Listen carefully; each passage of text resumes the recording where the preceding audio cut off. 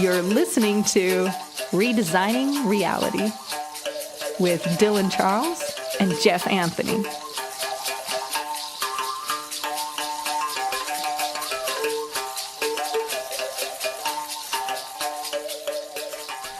There it is. So, we're rolling on the Redesigning Reality podcast. Thank you all for tuning in. It's a glorious day here on planet Earth. I'm Dylan Charles with Jeff Anthony. What's up, Jeff? Blessed to be here, man, for sure. It is a good day. It's a good day to be here. It's a beautiful day. It's always a beautiful day if you choose for it to be, right? I love that, man. I love that attitude, man. Good to see you with the shining, bright, shiny, happy people here. That's right. So Got the black shirt on today, but it's all good. It's my winter colors. Yeah, we're styling here. I got the Fight to Win Brazilian Jiu-Jitsu shirt, repping my team. That's right. There you go. Yeah. I guess in jiu-jitsu you do have to fight to win. Well, it's pretty much kind of part of it. If you don't win, you theatrically die, I guess. Right. You know, like it's definitely the one martial art where every time you practice, you're practicing to kill somebody or you end up dead. Right. You know. So it is a fight. It's definitely a fight. It's a fucking fight, man. You know, and people really tend to when you get in and it's called rolling when you roll around on the mat and do the whole jiu-jitsu thing and people's level of confidence, their egos and everything really come to life and how they, move their body and how their body feels and their levels of tension and how they apply power and force and how they freak out and stuff. So there's definitely some kind of calming stuff that happens over time as you get more relaxed in that space. And it's kind of interesting rolling with new guys and, you can feel the tension, the fear in their whole body basically, right? You can feel that whole, they're struggling for their lives and they don't know exactly what to do. It's kind of like they're drowning, Right. Cool sport though, man. It's tough. It's hard stuff, but easy shit's boring. So, Right. I never did Brazilian jiu-jitsu. I did backyard brawling in Texas jiu-jitsu. Yeah. Don't let him get you. It was called Don't Let Him Get You, not jiu-jitsu. But yeah, it was fun. But it's the same kind of thing, right? I remember doing the thing where you're faking for a second to kind of letting your body go limp so that your brother or your friends would kind of think, I got him. And then all of a sudden you're whoop, try to slip out it was totally fun wrestling and doing all that kind of stuff. Yep. The good old days. They call it pajama wrestling, which is pretty funny. Pajama wrestling, which is pretty funny. Man, yeah. So we got this awesome podcast that we're doing. It's awesome. I love it. It's always this starting few minutes. You always kind of got to get in the flow of it because, see, Jeff and I here, we don't script this stuff. We don't even plan it out. We go with the flow, man. We're two guys that like to shoot the breeze about stuff. What's on your mind today, man? Well, all kinds of things are on my mind all the time, but I guess in the forefront of my mind, we were kind of talking before the show about friends of ours that have moved on from this plane and passed on to the next, to the ether as it is, or were. And I know that just happened to you guys last night. Good friend of actually, yours. just a couple hours ago, we opened the inbox and found out that a good friend of ours who was doing great, living her dreams. We knew her from Costa Rica, and she'd wanted to move to Israel for a long time and had been planning it for years. And finally, they moved a couple of months ago. So she was in Israel, posting all this stuff on Facebook of dancing and eating and just really experiencing the Jewish culture that she's part of, and really, really happy. And apparently, she got the flu, and it was a serious flu, and her heart gave out. And one day she's here, the next day she's gone, man. So sucks to hear that. Yeah, but it's also a kind of a time to take inventory on your life and what you're doing, and remind you of how fragile and delicate this all is. We get so locked into our daily routines and our activities, and we start thinking it's a ho hum, doldrums of the day, and things like this make you appreciate even the tiny little thing cooking a bomb soup. We were talking about that earlier too. We both made this awesome chicken soup over the weekend, and yeah, it was like it makes you appreciate the opportunity to do that, you know. And even with all the challenges that life presents, man, and you know, I have plenty of those. And I was sitting on my back deck over the weekend, doing my favorite thing, smoking a brisket on my smoker, and it gets dark really early this time of year, and we had our little outdoor fireplace going, and we turned all the lights off on the patio and on the house, and we were looking up at the stars because it was a really clear night, and watching the embers, you know, and my dog's laying there on the deck. Like, I don't know, it felt very primal, like tribal, like Indians by the fire and in the woods, you know, and it was really cool. And I remember looking up the sky and just being in gratitude and thankful for just being able to live this experience on this planet, dude. It's really awesome. It's beautiful. Yes, amen. I like to hear you talk like that, man. It's always good to hear good, strong, positive vibes coming out of you, Mr. Jeff. Thinking about this, I think about Carlos Castaneda again. You know, his books really affected me at the beginning of my sort of like journey, awakening, whatever you want to call it that. Mm-hmm. Because when I read Castaneda, I finally, you know, saw glimpses of that other world, that shamanic world, that other magic, that reality bending world. And, you know, you don't really learn a whole lot about that in today's material world, as Cyndi Lauper puts it. But Carlos Castaneda was, you know, speaking from the voice of Don Juan, the sorcerer, and he was advising Carlos of the idea that death is an advisor, that death is always present over your left shoulder, watching everything you do and waiting to take you along for the ride. And while death is a fearful thing, it's an incredibly fearful thing for much everyone, the sorcerer's perspective was that it wasn't fearful. It was a power thing. He was advising you. He was basically kicking you in the rear end, telling you to get your life in order and make things happen for yourself today, not tomorrow, not next week. Live your life to the fullest today, because old man Grim Reaper's coming for you, man. Right. And you never know when it's going to happen, man. Like we were saying, life is fragile, man. It's delicate. And, you know, it's like, I told this story to you before, and I'll say it again. I remember it's about 3 years ago now. I brought my boys. I just had this intuition. I need to go visit my grandparents, right? And go fly to Texas from Costa Rica. And I'm there and have my two sons with me, and we're having a great time on my grandparents' ranch. And the boys had taken off to go do something else with my wife's folks. And I was there for the last few days by myself. So it was really neat getting to just commune with my grandparents and my parents. And I was cooking with my mom, and we were cooking for my grandpa, kept inviting them over for dinner. And it was the last night we were going to be there. And I had smoked a bunch of chickens and stuff, and then decided to make them like smoked chicken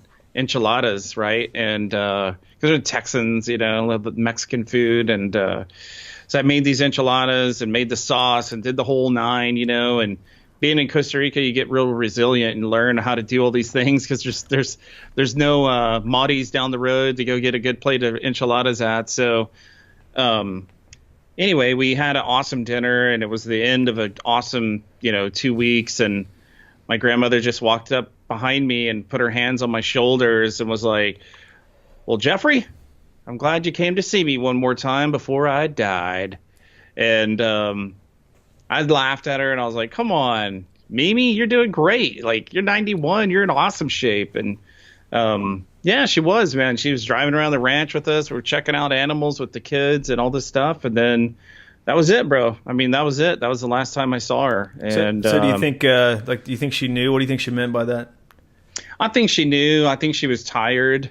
I think life was getting to be difficult. I think she always appreciated life, like what I was talking about a minute ago.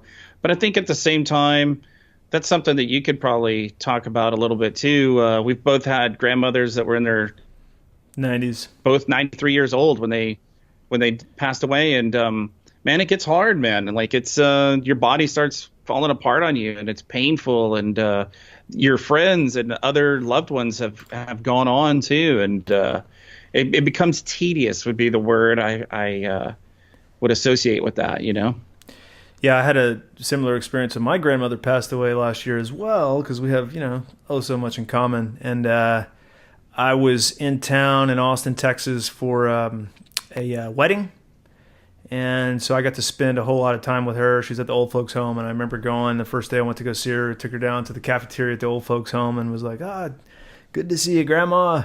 How you doing? How old are you nowadays? And she's like, wow, gee whiz, I'm 93. And I'm like, woo, boy, howdy, Grandma. You getting up there? You going to hang out to 100 and see what life looks like from 100? Be a centenarian?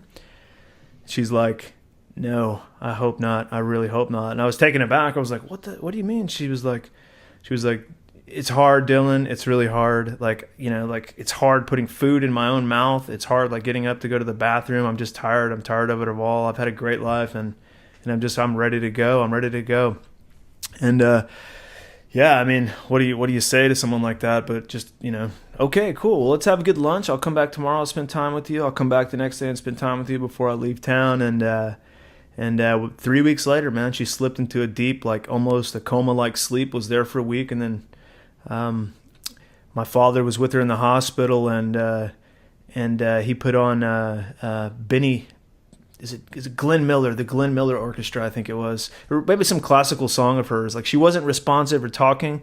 My father was in there, and everybody was coming and going all the time, but he put on her favorite piece of classical music. And when he did, her face, her expression lit up. She could tell that she was affected by it, and her smile and everything, with her eyes still closed. And then she just checked right out. It was like that music guided her peacefully into the other realms, man. So yeah, that is interesting. The same kind of thing happened with my grandmother. She was at home, and at this point, they knew. They had a hospice nurse that was in my grandparents' house helping with my grandmother and stuff. And the nurse knew a lady that was a harp player, like a therapy, playing the harp for people. Wow. And they asked my mom if she thought my grandmother would like that. And she said, absolutely. She loves classical music. And I remember that, dude, as a kid, always riding in my grandmother's Cadillac, and you were listening to the smooth tunes of, whatever. And it was always classical music. And sure enough, man, the lady came and played the harp, and she left. And I don't know, my mom said 10 minutes later, they walked in to check on her, and she was gone. That was it. Wow. So it's really neat how music can carry you away, peacefully. Literally. It added a whole sense of peace and calm to it. So my father told me, he was just it was incredible. It was very touching. But it's weird though that some people who I guess live to be that old know when the time is coming. Thinking about a dog that we had. We were talking about this. We had an old German Shepherd, and he was a very spiritual shaman's dog, really. And he lived down on the beach in Costa Rica at my friend's place, where they do ayahuasca ceremonies and follow an ancient medicine tradition there. But the dog was getting old, so we took him in our mountain home up in the mountains, and where the climate was cooler. And he lived with us for a few years, 3 or 4 years, blind, deaf, but just an awesome dog. And the day he died, at nighttime, at 2 o'clock in the morning, he's out barking at the cows, doing what he always does, full of life, spunk, energy, everything. And the next morning, I was hanging out. I turned and looked at him, and there was kind of this weird shadow over him. And I looked at his face, and I was just like, "Whoa, dog, Tintin, are you okay, man?" And he looked at me like, "Nope, this is the end." And I was like, "Holy shit, you're gonna die today, aren't you?" And I couldn't tell the day before. He looked at me like, "Yeah, this is the day." And so I went and got my wife and everybody. And at that moment, he was pretty much okay. But over the next 5 hours, his whole body just shut down. It was one of the most incredible things I've seen, because you could see it on his face. He was like, "Today's the day, my good bud. I'll be checking out here later on this afternoon." And sure enough, man, within 5 or 6 hours, he had moved on. Pretty powerful. Yeah. And I talked about death in my book too. I had a good friend of mine in Costa Rica that I learned so many things from, man. patience more than anything, patience and just gratitude for the moment, like even I said in the book, the harder we worked, the bigger that dude's smile got across his face, man. And Rasta, right? Yeah. And we were, unfortunately I had an accident and I shattered my pelvis, and we were right in the middle of building my wife and I were building a home, and Rasta was working with me, and he worked with us every day. He worked, I say with me, he was technically my employee, but he worked with me. And he called me, and we made a plan that he was going to ride up to San Ysidro to see me in the hospital, because my wife was down at the house, working with stuff with him. And dude, the next morning around 10 or 11 o'clock, his best friend called me, and my wife was down there at the beach with them and with the kids and everything. And my buddy was like kind of acting really strange. And he's like, man, something bad happened, and I don't know what to tell you. And at this point I'm thinking, starting to freak out, and I'm thinking something happened to one of my kids or Aaron or something. And I'm like, what's going on? Like, Mauricio, just tell me what's going on. And he's like, man, Rasta got hit by a car last night and he died. Like, he's dead. And he started crying and just hung up the phone. And I remember two things. I remember giving the phone to my mom and telling her to leave my room and leave me alone. And then I remember that I had been in the most agonizing pain of my life, because I had shattered my pelvis and had this major surgery and all this stuff, and the nerve damage and all that. It was just on fire. And I remember laying back in my bed crying and looking up at my ceiling and saying, why? Like, Rasta, why, man? I just talked to you yesterday.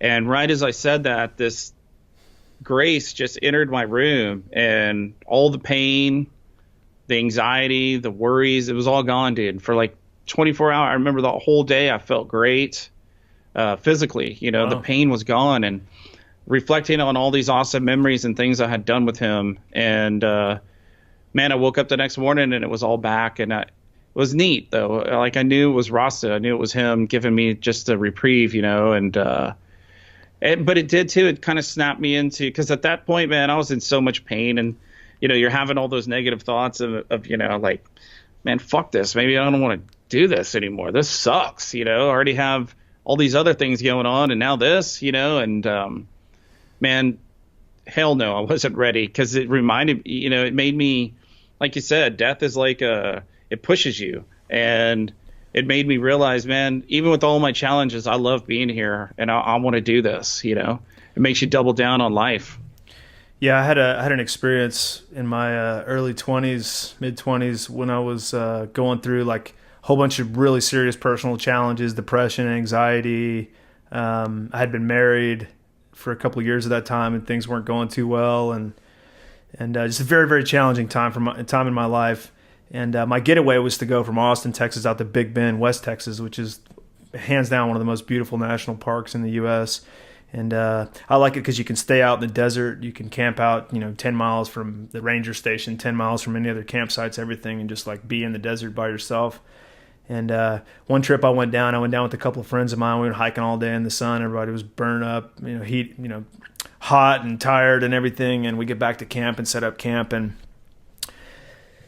it's me, so I'm like, hey, man, let's bust out some mushrooms, because it's kind of like, I'm a seeker, let's just put it that way. And so all my friends, we divvy up the mushrooms, and my two friends take their share, and it's like dark now, it's getting cold, it feels very late, there's no moon this night, and it's kind of windy, kind of just stuck out in the chaparral. There's not a lot going on, but we got a campfire and friends to hang out with, except that they go to sleep. And so I'm like, yeah, thanks you bastards. You just ate my mushrooms and fell asleep. Sweet dreams, huh? So I'm tripping in the desert by myself at night in the dark and with nobody. And when you do that, you kind of come face to face with all of the crap that's bothering you. So I go for a walk on this desert road in the dark, And as I'm walking, I feel this like cold breeze over my left shoulder, just like Carlos Castaneda, right? And I felt this like shadowy entity over my left shoulder. And then I physically felt a tapping on my shoulder, something doop, doop, doop on my left shoulder. Scared the living shit out of me, man. So I froze like a rabbit, like a hunted rabbit, like, oh fuck. And I turned and looked back, and there was a shadowy figure there. And right as I turned and I caught a glimpse of him, he flees, right? And I'm like, my heart's just stopping. And I'm like, holy shit, what was that? And so in that instant, when that panic hit, like my reflexive action was to reach in my pocket and pull out my pack of cigarettes, So I bust out a Marlboro 100, put it to my mouth, grabbed a lighter, hit the lighter, flicked the lighter to light this thing up. As I'm taking the first drag, I hear this laugh, this yeah, this kind of voice behind me. And so instantly I knew what the message was, that death was calling me and was asking me to abuse myself and self-destruct and poison myself with these cheap cigarettes and all this kind of stuff so I could come, be part of his army there. And so it was no doubt in my mind. I knew what was happening. Death was advising me. It was basically in its own language telling me that I was killing myself, right? And so instantly, like, the connection was made, threw all the cigarettes on the ground, stomped on them, didn't look back, man. It's pretty potent. Absolutely. It's sometimes it's when you get shaken up that you start to appreciate life and reevaluate your choices, and think about the things that are inching you closer to death. And we all have some kind of a greater purpose, and we don't realize what it is sometimes until we have those little scrapes, I've had a couple of things happen to me where I was in car accidents and, I can see the troopers like creeping up and looking around the corner like, oh my God, is it going to be alive? There's no way somebody survived this thing. And sure enough, I'm in there like, yo, get me out of here. And it's really crazy because after the fact, you get out of the car and you're on the scene and you're being interviewed and there's all these people and stuff. And then you look back at this car that's just in tatters, man, like just destroyed. And it's like there's this little sphere, like this little cocoon of protection that you were in. And, the damage to the vehicle in comparison to the injuries that I sustained in those accidents was laughable. I mean, laughable. I couldn't believe it. And it kind of just put you back on task and put you back on track to realize that, maybe there's more going on here than what I realized. Maybe there's some purpose that I'm not aware of yet that I need to be here to do. And you start to kind of take up the mantle of, hey, I'm going to make the efforts to, because when we were young, dude, we did all that foolish stuff. I smoked crap tons of freaking Marlboro menthols and, binge drinking and did tons of drugs. It happens. And, and then you start and you eat whatever. You just throw it down the gullet. You're like, oh, whatever. I'm 20. Doesn't matter. And as life unfolds, you start to manage your diet. You knock off the cigarettes. You don't binge drink, or you do, and you die. But it is a motivator, and it's a constant reminder. And children are awesome for that too, But children remind you of how cyclical it all is, and how, I think I mentioned that in one of our old podcasts that on the day of my grandmother's memorial, my cousin went into labor with her first child, and her baby was born on, late at night, but on the same day as my grandmother's memorial. And it was really neat. It was really interesting how cyclical it is, and how one life was laid to rest and another one was spawned and brought into this world. And it's just really neat. And it's a great reminder of, to pursue your dreams and not take it all for granted. Yeah, listen to you talk about the cyclical nature of life. I cannot help but think about Iboga, the shamanic plant medicine from Africa that I do like to talk about. It's been a big part of my life. But really cool story here. well, the first part's not so cool. My grandfather passed away suddenly when I was I guess a junior in high school. So it was like he was kind of like the major father figure in my life, and was outstanding dude, just an outstanding man, always helping people, building things, just taking care of everybody, was the real anchor of the whole family. And he and I were really close. And I was in math or no science class, and the phone rings in science class. And right when the phone rang, I fucking knew, man. I don't know how I knew, but right as the phone rang, I knew. There's a class full of 20 kids or whatever, and teacher's phone rings, which never happens. I just knew. The teacher picks up the phone, and she's like, "Oh yeah, oh okay." Hangs up the phone, and she's like, "Dylan, you need to go down to the office." And I fucking knew, man. I just knew something happened. So I walk down to the office, this solemn walk, and as I'm getting up to the office, there's a lady that works there, and she's like, "Oh, hey, Dylan, come with me. Your mom's on the phone." So I pick up the phone, and it's my mom, and she's like, "Hey, your grandfather went out to he was doing some work on the ranch, went out before breakfast, and we don't know what happened, but he's dead." And apparently he had like a massive heart attack or something, and they think he died instantly. And he was out burning this giant pile of brush and trees and stuff out at the ranch. And the fire got out of hand and swept the field and burned his whole body up. And it was pretty fucking traumatic. And so my grandmother, found him that morning, and it was pretty gruesome from what I heard. And so that impacted me a whole lot. Well, okay. Fast forward 20-something years, and I'm doing one of my first Iboga journeys. And now Iboga is the sacrament of the Bwiti tradition. I've talked about this a little bit before, but the Bwiti is a spiritual tradition. It's not a religion or anything, but it's a tradition. It's an oral tradition, right? There's nothing written down. So it's passed on from generation to generation through the stories and mostly through the experience of taking Iboga. Right, a true tribal tradition. A true tradition. Which is where our music comes from in our intro and outro. Oh, that's right. Yeah, the music for our podcast, that strange stuff there, that's Bwiti. That's the Mgongo. It's it looks like a bow with the reed across, like a bow and arrow bow, and it's crazy. If you look it up on YouTube, watch these guys play it. It's freaking crazy. But when you're in the Iboga space, it's very important to have the music with you, because like the Bwiti say that they found Iboga first, and then using Iboga, the spirits of Iboga, while they were under the influence of the medicine, showed them how to make the instrument. That and the Bwiti harp, which is another instrument they play, but it showed them, in their minds while they were on this medicine, it walked them out into the jungle. It showed them which plants they needed to use as the wooden part of the bow. It showed them which vines they needed to take the reed from, how to string it up, how to tighten it, and then also how to play it and what sound to look for.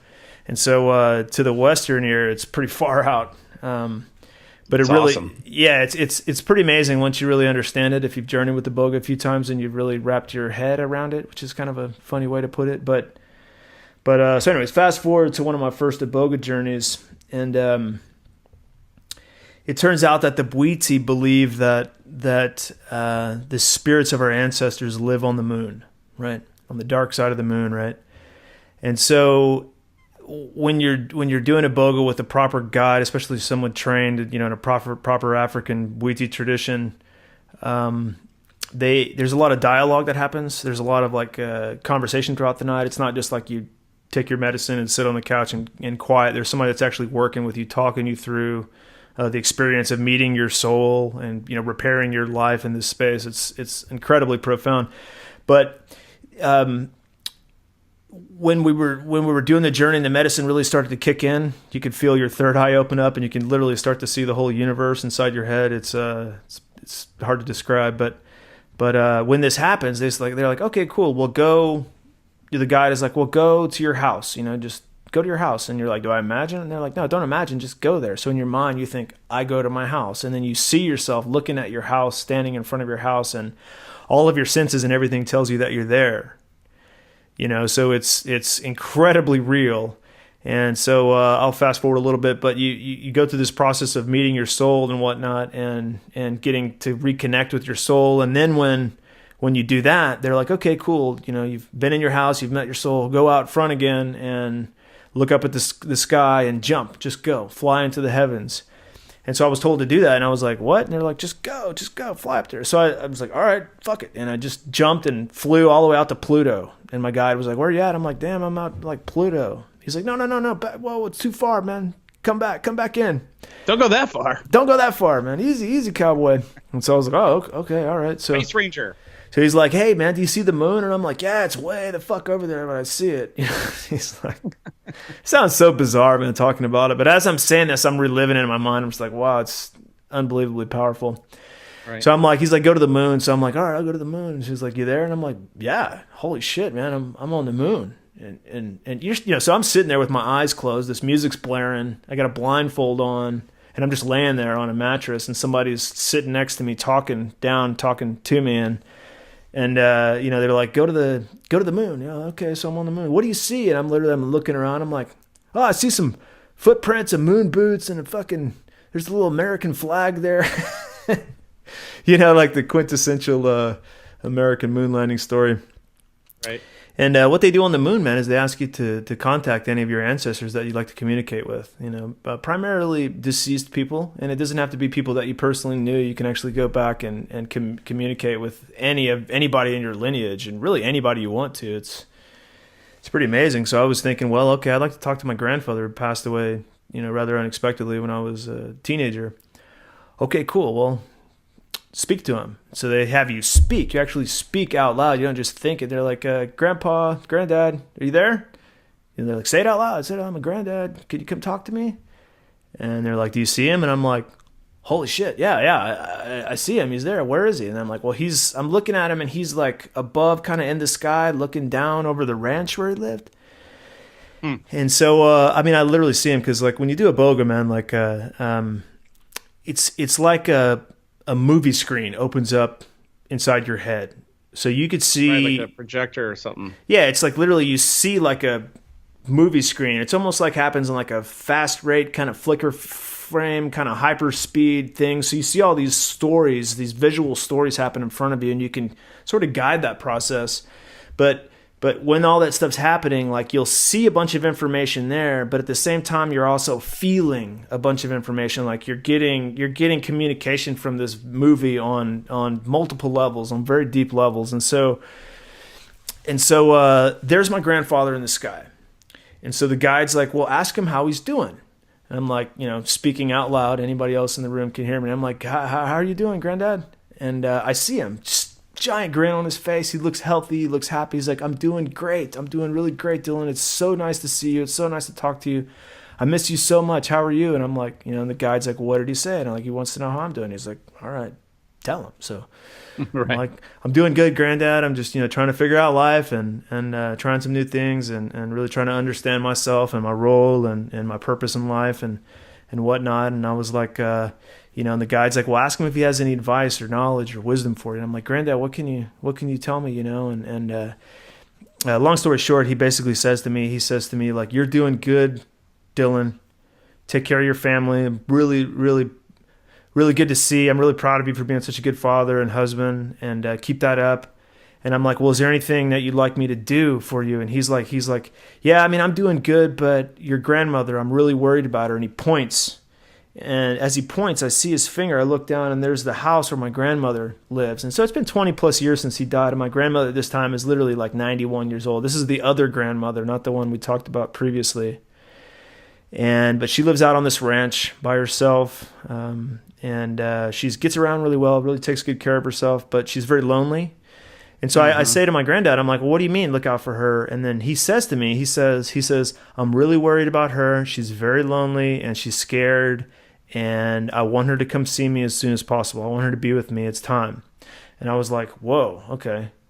And so he was like, gotta go, man. I was like, I gotta go. We wrapped it up. Big hugs for Granddad in the sky. And then I went into this long, incredibly detailed vision.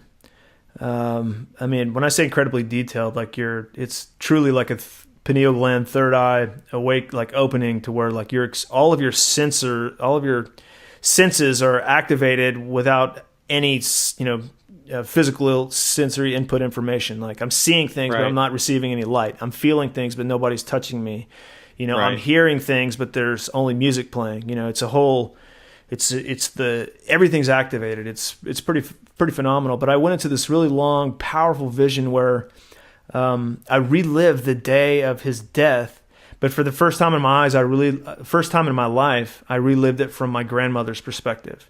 So when that event happened, it was super traumatic, and everybody was shocked and everything. But we always looked at it from my grandfather's perspective. Yeah, right. And we filtered it through our own understandings. But, grandmother, she's the one that really was living with the most trauma. And I never realized this till 20-something years later. Anyways. Right.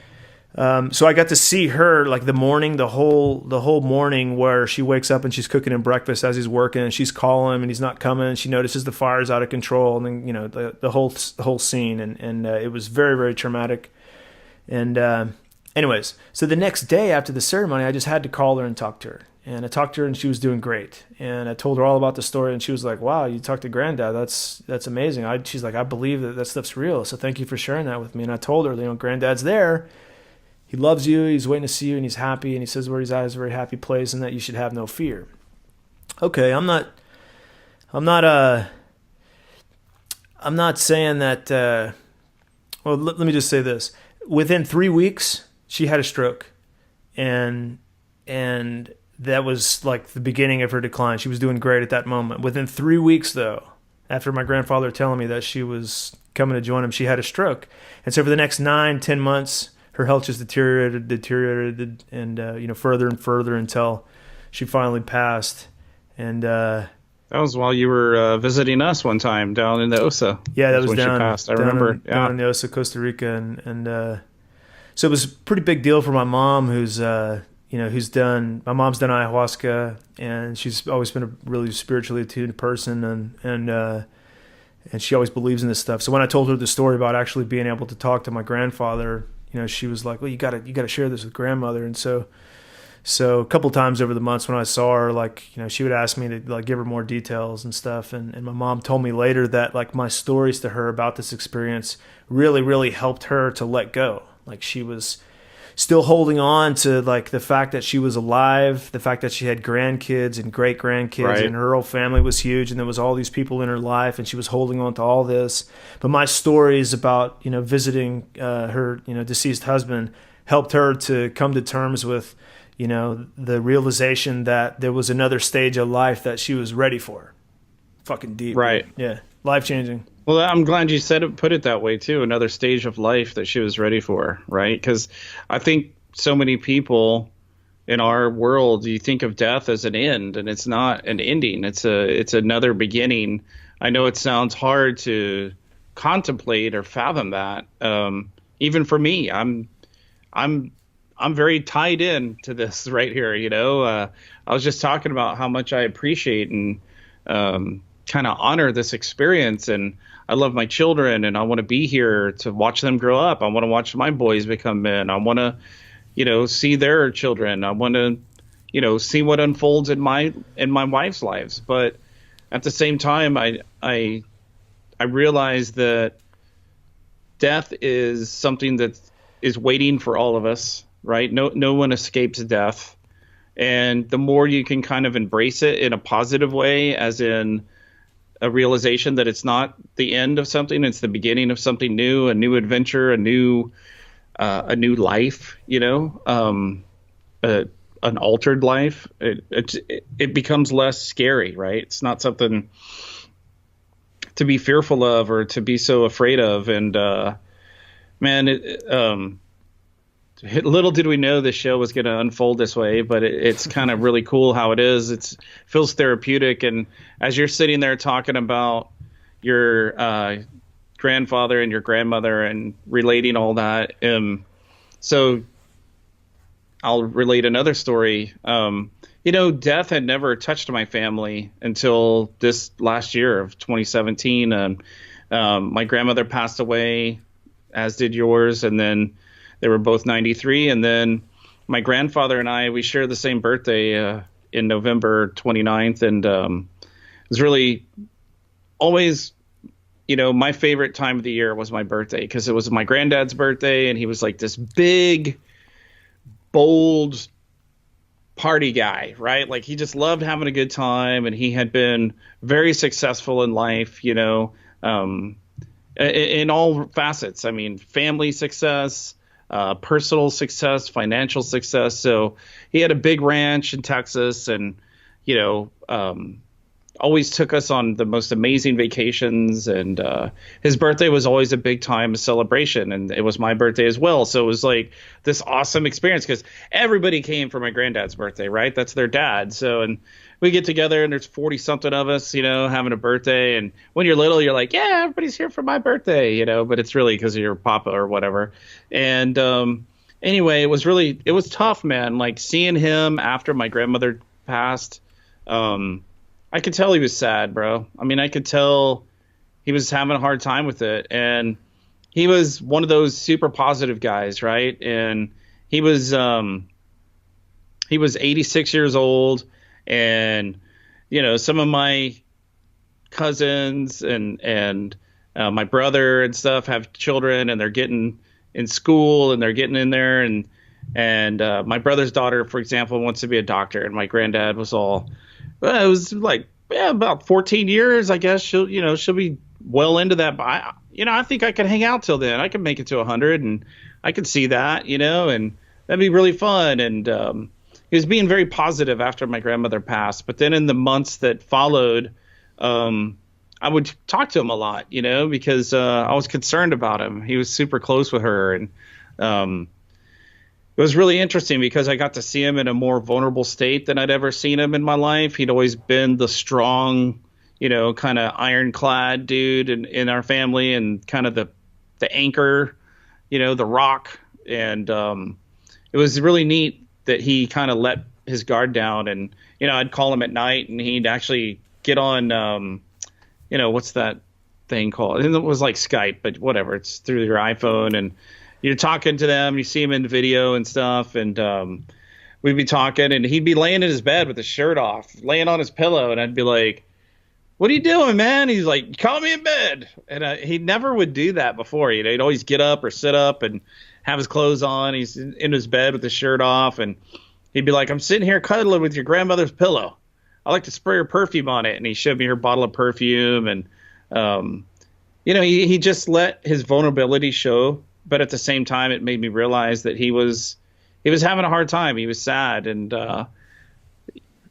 same thing, man, kind of like what happened to you in middle school there. I was just got home from a trip with my wife for her birthday, and my phone rang, and it was my mom, and she was like, your granddad had an accident on the ranch, and he got rammed by an animal, and we're here with him in the ER.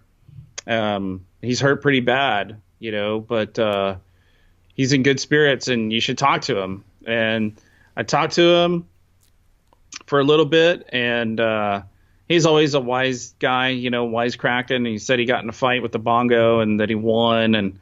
And he's just trying to be funny. And I could tell he was short of breath and in pain. And little did I know that would be, you know, the last time that I got to talk to him. But it was really funny. You talk about those weird feelings. I hung up the phone, and my mom was being very positive, and she thought, because he was a tough dude, man, he really was, that everything was going to be okay. And then I remember I hung up the phone, and I looked at Erin, and she was like, what's going on? And I was like, yeah, Papa had an accident on the ranch this morning, and man, I don't know. I don't have a good feeling about this. You know, this could be it. So do you think, man, like we're always almost able to pick up and receive information from the other realms, but under certain circumstances, we're just more open to it or more receptive to it? I mean, because we talked last week about spiritual warfare and spiritual possession and stuff, and about how people might be kind of unknowingly living in two realms, or have influences on them from the other realm. And here we're kind of talking about this sort of premonition, this sort of knowing that, you know, there's something flirtatious going on with the other realms. Well, if you're asking me what I personally believe is yes. Okay. Absolutely. I personally believe in the shamanic kind of tradition of that we envelop, only part of our spirit can be contained in this body, because it's so brilliant and bright, and we're capable of so much that we have a part of ourselves that never fully can be inhabited in this body, because it's just too much energy to hold. So, and a lot of people refer to that, like, think of it as, people call it their higher self, or, you know, God or whatever, when they hear these voices. You know, my belief is the shamanic belief of if you want to call it your higher self, it's a part of you, and that part of you is accessing everything, right? And so if there's only a part of you in this body, then there's only a part of your grandparents in their bodies, right? And then a bigger piece of them is in you know, the ether, for lack of a better word. So ether, right? And so their spirit is in contact with your spirit, right? And so absolutely, I think that it's a constant connection. There's a reason I knew that day. There was a reason I knew my granddad wasn't going to make it. You know, I could tell he was tired. I could tell he didn't want to do this anymore without my grandmother. Yeah. And it was almost like he wasn't going to do anything to himself, but if something happened to him, it was going to make it easier for him to let go. Because it's the same kind of thing as your grandmother, right? He had a big ranch, he had a big family, he had a bunch of financial responsibilities. My grandmother was gone, but he was so locked into figuring it all out still at almost 87 years old. So it made it easier for him to let go of it all, you know? Yeah, it's interesting to think about this because, you know, different, even among shamanism, like different shamanic cultures and traditions have, you know, completely divergent views on death and what happens in the afterlife, you know, and even like the Rasta philosophy, right, on death is like they to them, from what I understand, like to them, like their emphasis is on what's happening with the living. So that to them, like funerals are a bad thing. Once someone dies, you bury them and you move on. Like your focus needs to be on the living. You know, Peter Tosh, you know, sung about this in his song "Burial," and you know, I was reading recently about the Shipibo ayahuasca medicine traditions, and one of the neo shaman guys that spent a lot of time working with them was saying how he doesn't subscribe to their supernatural view of death because he doesn't understand. It doesn't make sense to him because in their perspective, like the dead people are something to fear, like the spirits of the dead are something to fear. And so they do everything they can to ignore and avoid thinking about death and the dead, which I find fascinating. Because if you just travel up the Amazon, you know, a few hundred miles, there's the Sequoia, the tradition that I work with, and from what I understand, their perspective on death is totally different, especially for like the shaman, the really accomplished, really advanced, super like activated beings, shamans. Like when they die, they choose when to die. Right. And it's almost like, I'll keep kind of some of those stories to myself, but the shamans basically have a choice of when they go, and when they do, like they take their body with them. So like you won't even see their body. There's nothing to bury. Yeah. Transmutation. Yeah. And so, right. And so they take their whole selves and they travel to the other side of the mountain, you know? And thinking about a good friend of mine who spent a lot of time in Ecuador working with a number of indigenous groups doing conservation work and stuff, but spent time with a lot of time with the Waorani, who are, from what I understand, they're described as the most savage beings on planet Earth. You know, it's something like 80 to 85% of the deaths that occur within, you know, that have historically occurred within the Waorani culture have been, you know, internal homicides, like they kill each other. Because their understanding of death is completely different. Like they see everything as a cycle. They see, you know, one person's death as arriving as another baby. You know, you can't really call it reincarnation, but to them, like life isn't something that is so valuable that it has to be held on to. You know, like Westerners, like the way we approach life. And there was a particular elder that he worked with for many years named Mingatui, and just a real badass dude. He had lived through the colonial wars of the mid 20th century, and he's basically an Indian guy who runs around his whole life. He spent basically naked in the jungle battling colonialists, and he's as my friend puts it, he's probably killed hundreds or thousands of people in the fight for territory. And but he gave up all that and was working on some conservation stuff or whatever with my friend, so they really got to know each other. But I said one day, well, whatever happened to Mangatui? And I was like, oh, he died. And I was like, how did he die?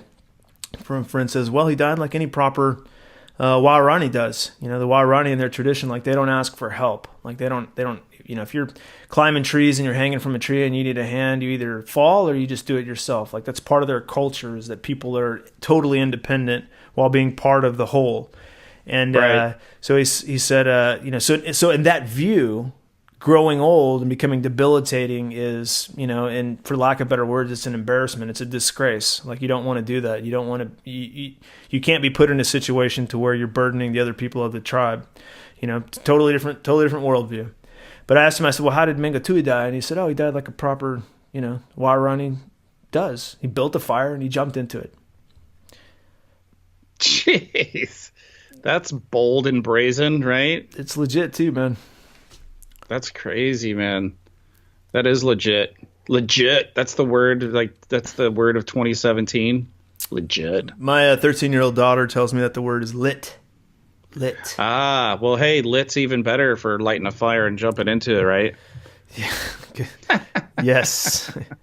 Yes, sir. Well, dude, you talk about like the ultimate badassery too, right? Talk about like choosing it's control, your moment. Yeah, that's ultimate control. And that's to just, to finish the story I was telling about my granddad. I mean, that's what he did. They had to do this emergency surgery on him because the animal had lacerated his liver when he got rammed by the animal. And man, when they got him, they kind of put him into a medically induced coma because a bunch of his ribs were broken off of his spine, and he was in bad shape, dude. And they were trying to let him heal up, right? And they thought, hey, we'll put him under for a few days and he'll rest and have a little bit of recovery period. And then when they tried to bring him back, man, 86-year-old diaphragm couldn't start breathing again. So then he was stuck on life support, and they tried to take him off a few times, and he asked to be put back on because he couldn't breathe on his own. And then he had literally like 2 days to think about it, and he told his daughters and his sons, I'm done. Like, I'm not doing this. This isn't, he literally said that he wasn't going to have his children wiping his ass. Yeah. And man, like that's what I take from the Waorani stories, man, that my friends told me, and stuff that I've read, even being down in Ecuador. You can see that like the culture is well represented in the like the arts and whatnot of like the new culture, right? So if you go downtown like the Quito, Ecuador and stuff, you'll see a lot of historical stuff about the Waorani and but what I think is really cool, man, like, okay, so that was a cool story about how the guy died, right? But the stories, the most important thing, like the most important aspect of it to me, are the stories that he tells me of how the guy lived. You know what I mean? I mean, just outrageously, just incredible stories about just a hardcore, always 100% fully alive. And the way my friend tells it is like he's never met another human being who was so human. That's the way he describes it. If there's something funny, the laughter is, all the way, full body, funniest fucking thing you can imagine. If there's something dangerous happen, full on, like they full on take control, go into warrior mode. I mean, like, just people that are so totally alive. Visceral.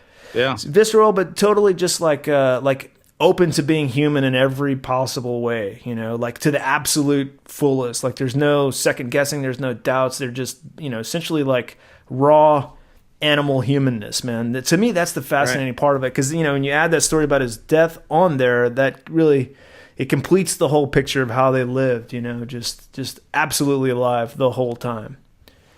Well, and that's a great way to look at it, right? And I would, as you were saying that, I was thinking to myself, when I die one day, I don't want people to ask, well, how did Jeff die? I would want people to ask, how did Jeff live? And that's a great that's a great piece and a great like compliment to the person's life is that, yes, he took control. And as I'm sitting here talking about my granddad and how he said what he said, like, right, no, I'm not having my kids wiping my ass and take me off of this machine. I'm ready. So he chose too, right? He chose his end. But as I sit and I talk about him, you could tell when I'm reminiscent about it, the stories, I'm thinking about how he lived. I'm thinking about the awesome memories, the awesome times, the accomplishments, and all that kind of good stuff. And that's what I mean by, death is not the end. I didn't ever sit around and think about my grandparents' accomplishments and how they lived while they were living. You know what I'm saying? Like, right, it was just part of the experience. And it wasn't until these last few months that they haven't been around that I've really kind of tried to nurture and maturate more and emulate in my life what they showed me, right? Because the true ancestral teachings, then the true lessons I learned about parenting and love, I learned from them, from their example. They didn't necessarily give me lessons or tell me how to do things. They exemplified those things. And the greatest legacy that I could have in my life is to try to live in their footsteps and try to, bring those lessons forward to my children so that then they go and exemplify that and pass that on to their children. And well, we definitely live in a culture that's like there's a lot of fear. There's a lot of like fear programming, there's a lot of, fear in terms of health, and there's a lot of like shitty health. There's a lot of conditions too. Like, I think that's what you're talking about. Like, if you don't ABC, you won't XYZ, kind of thing. I'm just talking about how, like, as a culture, like, people now they're bred under, conditions significantly different than the Wairani, have lived in, living raw in the jungle. So, okay. Like, they don't live life on those terms. And so, there was an article out a few years ago that was super viral. I've seen it everywhere on the internet. 5 regrets of the dying, and I don't remember what exactly they all were, but I know that the gist of it was that people, and these are obviously dealing with Westerners. You can't remember because you don't have them, Dylan. I don't have them, bro. That's right. I'm set. I'm legit. I'm lit.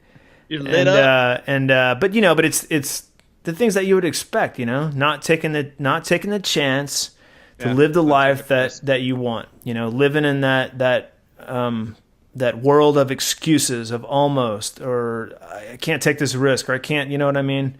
Right. If only this would happen, then I could do, and if only my, mommy would hug me and tell me she loved me, then I would be more adventurous. And yeah, dude, I mean, at some point you have to cut the cord. You have to heal a lot of things we talk about here, man. You got to redesign your reality, bro. I knew you were gonna drop it. It's running a little late to the episode, but I'm glad you got it in. But also not just that, but like the time that they spent, like the attention they put on their family, and the people that were important in their lives. Like, that's such a big one too. Like it sucks to get to the end and realize that, oh man, I didn't, I had so many opportunities that I passed up, in favor of work or fucking chasing money or whatever, man. And wouldn't you say, since we opened the show talking about Costa Rica and friends of ours that have passed on there, don't you, when I look back on that decade of my life, now I've been here for a year now, and it's already happened, man. My oldest son's in college, and he's going out with the friends and trying to get a girlfriend and going to the movies and going to class, and then he's got tutorials and all this stuff, dude. Our time together is shortened, right? And man, the coolest thing that happened to my family and the reason that we are all so close was that 10 years in Costa Rica, man, with no TV and no bullshit. And man, it was I'm getting emotional thinking about it. I'm not kidding. Yeah. Was like the awesomest experience. Yeah, no, we, my wife and kids were down there for 7 years, and I think about that a lot. And there's lots of really cool things happening here that they need to, to round out their personal growth, especially for the kids and whatnot. But I see the time moving pretty quickly as well. But man, I am going in July. Shameless plug here, but I am going in July. We're doing a medicine retreat, 10 days in the Osa Peninsula to experience the Sequoia tradition, July 12th through the 22nd. Check it out at wakingtimes.com/retreats. But I want to get you back there sometime, man. You got to come down. We got to go do something in Costa Rica. Maybe we could have like a redesigning reality retreat at the beach and meditate and eat like fruit shakes and like put it all together. But no, that time in Costa Rica is a different pace. When we were there, my wife and I, we gave up very lucrative careers, professional careers. We gave them up for that experience, and so we spent the better part of our 30s.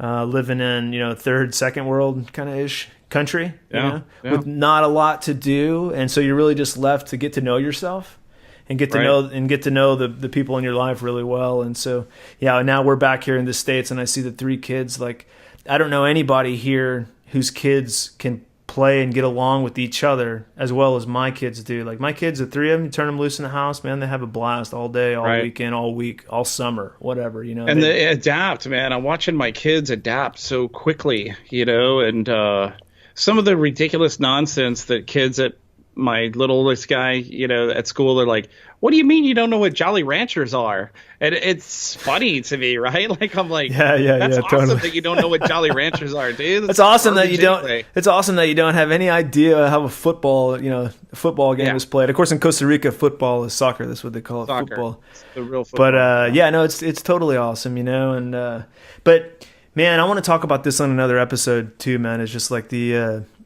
Some of my experiences with Iboga have really helped me to understand like the value of the moment in relation to the cycle of life. Have really helped me to see like how the cycle of life actually works. It's one of those things, man. It's one of those spiritual experiences that you can read about it, you can try to intellectualize it, but until you actually experience it and internalize it, you can't really fully understand it. But like Iboga is very much, I found repeatedly, like it very much explains things in life to you in terms of the cyclical nature. So anytime you see death, you also see a birth. Anytime you see a birth, you also see a death, and that goes with anything that your mind is focused on. It's fascinating, but that could make a whole conversation in itself. But dude, let's wrap it up here, man. You got anything else you want to add to this wicked conversation about death and life? No, I mean, just appreciate life, right? Yeah. Appreciate the delicateness, the delicacy of it all. And don't cling on to it too tightly though. You got to hold on loosely to this thing and be malleable and let go of fear. When you were talking about my wife and I spent our entire 30s there. She was 29 and I was 31, and we moved back here. She was 41 and I was 42, and we spent that entire decade, and a time where people are really same thing. We gave up really lucrative careers and we had to reinvent ourselves just like you did. And we're very been very well rewarded for doing that. And that's something that I would share, and we should talk about too in another episode, is the reward that awaits you if you let go of the thing that you think is what you're supposed to do, how the universe just brings you more blessing and more reward. And I would just encourage people to do that, just don't live in fear and go after your dreams and live more fully. And of course, check us out at redesigningsreality.com, on our YouTube channel of the same name as well. Go to wakingtimes.com and look up Dylan's information about the retreat he's got coming up in July. And you can also touch base with me at journeytoinnersage.com. Awesome, Jeff. Quote I read the other day: if you jump, the net will appear. Mm-hmm. So anyways, thanks for tuning in, people. Peace out, and we'll catch you next week. And that's it. We're out. We'll do better the next time. Peace. Nice one. Peace. Peace. Peace. You've been listening to Redesigning Reality with Jeff Anthony and Dylan Charles.